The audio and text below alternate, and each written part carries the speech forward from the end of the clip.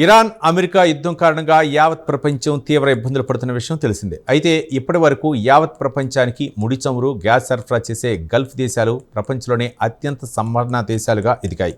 అయితే America, Israel కలిసి ఇరాన్పై యుద్ధం ప్రకటించిన వెంటనే ఇరాన్ తన అక్కసును గల్ఫ్ దేశాలపై తీర్చుకుంది. దీనికి కారణం కూడా లేకపోలేదు.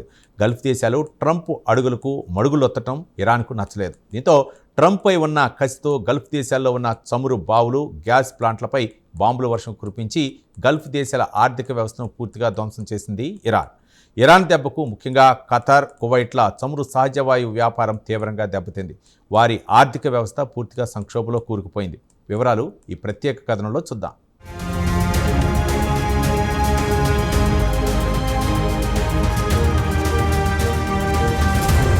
యావత్ ప్రపంచానికి ముడి చమురు, గ్యాస్ సరఫరా చేసే గల్ఫ్ దేశాలు ప్రపంచంలోనే అత్యంత సంపన్న దేశాలుగా ఎదిగాయి. అయితే ఇరాన్పై అమెరికా, ఇజ్రాయెల్లు కలిసి సంయుక్తంగా యుద్ధం ప్రకటించిన వెంటనే ఇరాన్ కూడా రంగంలోకి దిగి అమెరికాపై ఉన్న కసిని గల్ఫ్ దేశాలపై తీర్చుకోవడం మొదలుపెట్టింది. దీంతో గల్ఫ్ దేశాల ఆర్థిక వ్యవస్థ కుదేలైంది. హార్మోజ్ జలసంధి ఇరాన్ పూర్తిగా దిగ్బంధం చేయడంతో గ్లోబల్ మార్కెట్లకు ముడి చమురు, గ్యాస్ని గల్ఫ్ దేశాలు ఎగుమతి చేయలేకుండా పోతున్నాయి. ఇక తాజాగా ఇరాన్ గత ఆదివారం నాడు యునైటెడ్ అరబ్ ఎమిరేట్స్కు చెందిన న్యూక్లియర్ పవర్ ప్లాంట్పై డ్రోన్లతో దాడులు చేసింది. దీంతో భారీ ఎత్తున మంటలు ఎగిసిపడ్డాయి.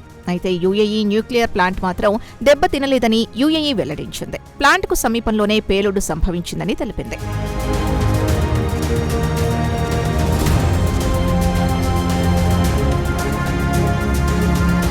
ఇక సౌదీ అరేబియాపై కూడా ఇరాన్ అడపాదడపా దాడులు చేస్తూ వారి ఆర్థిక మూలాల్ని దెబ్బతీస్తోంది. ఫిబ్రవరి 28 నుంచి మొదలైన యుద్ధంలో దాదాపు అన్ని గల్ఫ్ దేశాల ఆర్థిక వ్యవస్థపై ప్రభావం చూపించాయి. అమెరికా ఇరాన్పై వైమానిక దాడులు చేసిన వెంటనే ఇరాన్ గల్ఫ్ దేశాల్లో ఉన్న అమెరికా బేస్లను లక్ష్యంగా చేసుకుని దాడులు చేసింది. గల్ఫ్ దేశాల్లో పలు కీలకమైన ప్రాంతాల్లో అమెరికా బేస్లున్నాయి. కాగా ఇరాన్ తమ డ్రోన్లను గల్ఫ్ దేశాల్లో ఉన్న 80% చమురు ప్లాంట్పై దాడులు చేయడానికి వినియోగించింది. వాటిలో ప్రధానంగా చమురు ఉత్పత్తి ప్లాంట్లు, రిఫైనరీలో పైప్ లైన్లను ఇరాన్ ధ్వంసం చేసింది. ఇప్పటివరకు గల్ఫ్ దేశాల నష్టం దాదాపు $58 బిలియన్ లెక్కగట్టారు. ఇండియన్ కరెన్సీ ప్రకారం చెప్పుకోవాలంటే 5.5 లక్షల కోట్లకు పైమాటే.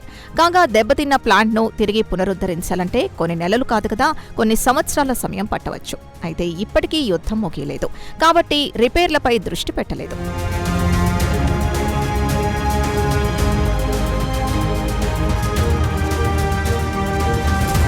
ఆదివారం నాడు యుఏఈలోని బరాక్ న్యూక్లియర్ పవర్ ప్లాంట్కు సంబంధించి ప్లాంట్ బయట ఉన్న ఎలక్ట్రికల్ జనరేటర్పై డ్రోన్లతో దాడులు చేసింది ఇరాన్. అయితే 2 డ్రోన్లను విజయవంతంగా అడ్డుకున్నామని యుఏఈ తెలిపింది.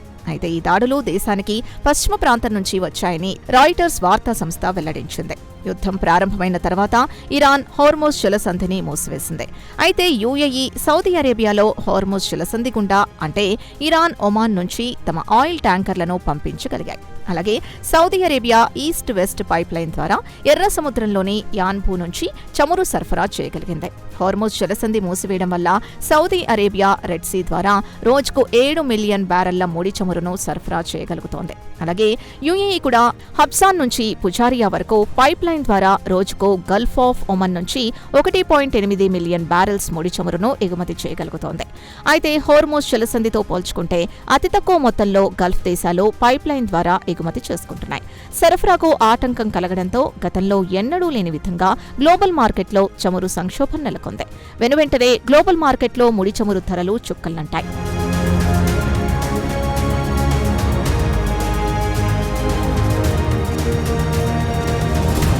అయితే గల్ఫ్ దేశాలు ప్రపంచవ్యాప్తంగా పెరుగుతున్న ముడి చమురు ధరల నుంచి పెద్ద ఎత్తున లాభాల్ని ఆర్జిస్తున్నాయి. ఉదాహరణకు సౌదీ అరేబియాకు చెందిన ప్రభుత్వ రంగ చమురు సంస్థ సౌదీ అరంకో 2026 మొదటి త్రైమాసికం లాభాల్లో 26% నమోదు చేసింది. అయితే ఇరాన్ దెబ్బకు ఇప్పటివరకు గల్ఫ్ దేశాలు పెట్టుబడులకు స్వర్గధామం అనే ఇమేజ్ కాస్త మసకబారిపోయింది. గల్ఫ్ కోఆపరేషన్ కౌన్సిల్ లేదా జీసీసీ దేశాల విషయానికొస్తే UAE, Bahrain, Kuwait, Oman, Qatar, Saudi అరేబియాలున్నాయి. కాగా ఈ దేశాల ఆర్థిక వ్యవస్థ కేవలం ఆయిల్ పైనే కాకుండా బ్యాంకింగ్, టూరిజం, ఏవియేషన్ రంగాలపై ఫోకస్ పెట్టి ఆర్థిక వ్యవస్థను బలోపేతం చేసుకున్నాయి. ఇక దుబాయ్ విషయానికొస్తే గ్లోబల్ ఫినాన్షియల్ హబ్. ప్రపంచంలోనే అత్యంత సంపన్నులు తమ పెట్టుబడుల్ని దుబాయ్కి తరలించారు.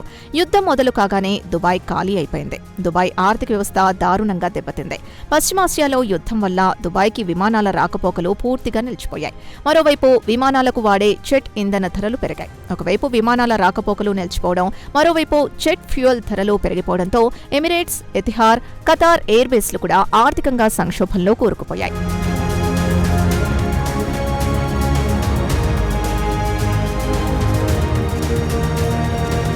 యుద్ధం మొదలైన మొదటి నెలలో సుమారు 30,000 ఫ్లైట్స్ రద్దయ్యాయి.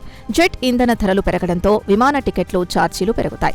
కంపెనీలు అదనపు భారం మోయాల్సి వస్తోంది. యుద్ధం వల్ల గల్ఫ్ రీజియన్లో లాజిస్టిక్స్ సెక్టార్ అంటే రవాణా రంగం పూర్తిగా దెబ్బతింది. ఇక యూఏఈకి చెందిన జబెల్ అలీ పోర్ట్ విషయానికొస్తే ప్రపంచంలోనే అతిపెద్ద కంటైనర్ పోర్ట్. యుద్ధం తర్వాత 40% నౌకలు రావడం తగ్గిపోయాయి. దీంతో కంటైనర్ నౌకల్ని ఒమన్లోని సలాలా, శ్రీలంకలోని కొలంబో వంటి ప్రత్యామ్నాయ మార్గాల ద్వారా మళ్లించాల్సి వస్తోంది. గల్ఫ్ దేశాల్లో భారీగా నష్టపోయింది మాత్రం ఖతార్ అని చెప్పుకోవచ్చు. అయితే యూఏఈ, సౌదీ అరేబియా ప్రత్యామ్నాయ రూట్లలో ఆయిల్ సరఫరా చేస్తుంటే ఖతార్కు మాత్రం అవకాశం లేకుండా పోయింది. హార్మోజ్ జలసంధి మూసివేయడం వల్ల ఖతార్ నుంచి చమురు, సహజవాయు ఎగుమతులపై తీవ్ర ప్రభావం పడుతోంది. కాగా ఖతార్ రెవెన్యూలో 60% గ్యాస్ ఆధారిత ఎగుమతుల ద్వారానే ఆర్జిస్తోంది.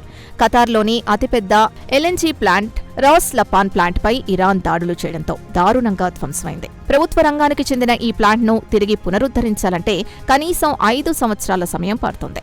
ఇరాన్ దెబ్బకు ఇక్కడ 17% ఉత్పత్తి నిలిచిపోయింది.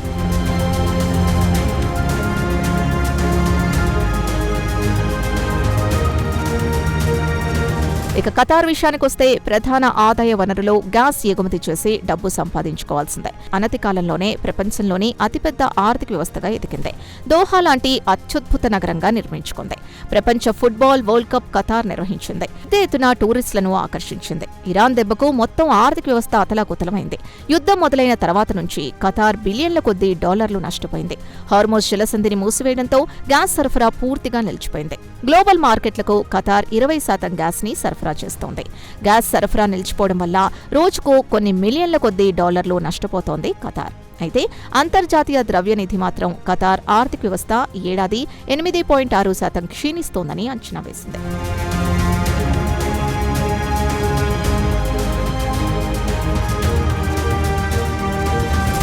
పశ్చిమాసియాలో ఉద్రిక్తతల వల్ల ఖతార్కు వచ్చే టూరిస్టులు పూర్తిగా తగ్గిపోయారు. కాగా అమెరికాతో పాటు పలు పాశ్చాత్య దేశాలు తమ దేశానికి చెందిన పౌరుల్ని ఖతార్ వెళ్లవద్దని ట్రావెల్ అడ్వైజరీ జారీ చేశాయి. కాగా ఈ ఏడాది మార్చిలో world travel and tourism council West Asia యుద్ధం కారణంగా టూరిజం రెవెన్యూ ఒక్క నెలలోనే $600 మిలియన్ నష్టపోయి ఉంటుందని అంచనా వేసింది. యుద్ధం వల్ల ఖతార్ హైడ్రో కార్బన్ ఎకానమీ పూర్తిగా దెబ్బతింది. ఇక గల్ఫ్ దేశాల్లో కువైట్ ఆయిల్, గ్యాస్ ఎగుమతులు గణనీయంగా తగ్గిపోయాయి. కాగా తాజా పరిణామాల క్రమంలో వరల్డ్ బ్యాంక్ ఈ ఏడాది పశ్చిమాసియా జీడీపీ ముందుగా అంచనా వేసిన 4.4% నుంచి కేవలం 1.3%కి దిగిరావచ్చునని అంచనా వేసింది. కువైట్ ఆర్థిక వ్యవస్థ 6.4% క్షీణించే అవకాశాలున్నాయి. ఇక మూడీస్ బెహ్రెయిన్ ఆర్థిక వ్యవస్థను స్టేబుల్ నుంచి నెగటివ్కు సవరించింది. మొత్తానికి ఇరాన్, అమెరికా యుద్ధం వల్ల గల్ఫ్ దేశాల ఆర్థిక వ్యవస్థ కుదేలైంది. ఒకవైపు చమురు ఎగుమతులు నిలిచిపోయాయి. దుబాయ్, దోహా లాంటి దేశాలకు పర్యాటకులు కరువయ్యారు. మొత్తానికి చూస్తే జీసీసీ దేశాల ఆర్థిక వ్యవస్థ మాత్రం రోజురోజుకు కుదేలవుతోంది. ప్రభుత్వాలకు వచ్చే రెవెన్యూ కంటే ప్రభుత్వం పెద్ద మొత్తంలో వ్యయం చేయాల్సి వస్తోంది. మరి యుద్ధం ముగిసి తిరిగి సాధారణ స్థితికి వచ్చే వరకు గల్ఫ్ దేశాలకు ఆర్థిక ఇబ్బందులు తప్పవంటున్నారు ఎకనామిస్టులు.